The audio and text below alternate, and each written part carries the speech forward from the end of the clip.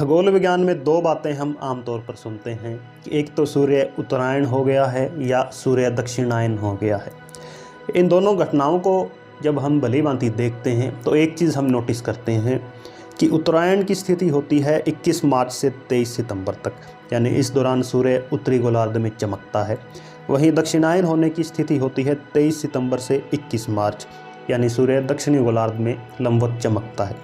अब यहाँ एक प्रश्न उठ सकता है कि 21 मार्च से 23 सितंबर तक 186 दिन होते हैं और दक्षिणायन की स्थिति में 23 से 21 मार्च तक 179 दिन होते हैं, तो दोनों आयन समान क्यों नहीं है? समाजशाला में इसी बात को आज जानेंगे। तो इसका उत्तर जानने से पहले हम कुछ एक आधारभूत जानकारी देख लेते हैं। सबसे पहले, पृथ्वी जिस कक्षा के अंदर सूर्य की परिक्रमा करती है वह कक्षा एक परफेक्ट सर्कल नहीं है, यानी पूर्णतः वृत्ताकार कक्षा नहीं है, बल्कि यह एक दीर्घ वृत्ताकार कक्षा में अपनी परिक्रमा करती है, जो कि केपलर के पहले नियम के मुताबिक है। केपलर का प्लैनेटरी मोशन का पहला नियम कहता है कि सभी ग्रहों की कक्षा दीर्घ वृत्ताकार होती है तथा सूर्य इस कक्षा के दो नाभिक में से एक नाभिक पर केंद्रित होता है।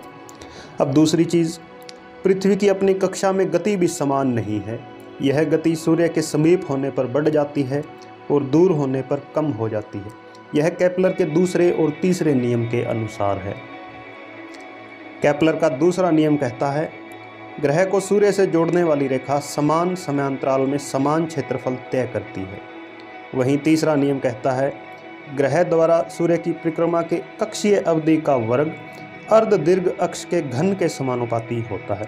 इसे चित्र से समझें कि A1 और A2 दूरी को तय करने में लगने वाला समय समान है। तो केपलर के तीनों नियमों को जानने के बाद हम इस नतीजे पर पहुंचते हैं कि पृथ्वी सूर्य के समीप की स्थिति वाली कक्षा में 23 सितंबर से 21 मार्च के मध्य रहती है, और हम जानते हैं कि 3 जनवरी को पृथ्वी और सूर्य के बीच सबसे कम दूरी होती है। तो इस अवधि में पृथ्वी की कक्षा छोटी तो है ही, साथ ही पृथ्वी की परिक्रमा गति भी अधिक है, तो इसलिए इस दूरी को केवल 179 दिन में ही पूरा कर लिया जाता है। वहीं दूसरी ओर पृथ्वी सूर्य के अधिक दूरी वाली स्थिति में 21 मार्च से 23 सितंबर के मध्य रहती है। हम जानते हैं 23 जुलाई को पृथ्वी और सूर्य के बीच सर्वाधिक दूरी होती है। इस अवधि में पृथ्वी की कक्षा लंबी तो है ही, साथ ही परिक्रमा गति भी कम है, तो इस दूरी को पृथ्वी द्वारा 186 दिन में पूरा कर लिया जाता है।